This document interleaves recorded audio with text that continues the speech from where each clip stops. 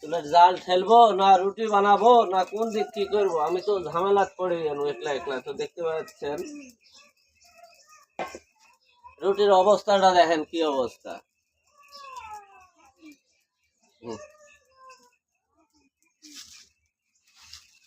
রুটি বানায়, আমি আজকে বানাতলে দেখেন কি অবস্থা, রুটি পোড়া ফেলছি। এই দেখেন রুটি সাইজ দেখেন সেই স্পেশাল।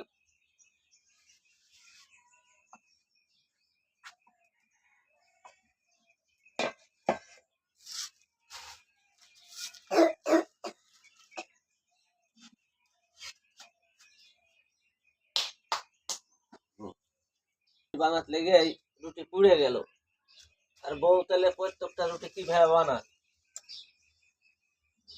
এদিক জাল জ্বলতেছ না, কি যে ঝামেলা।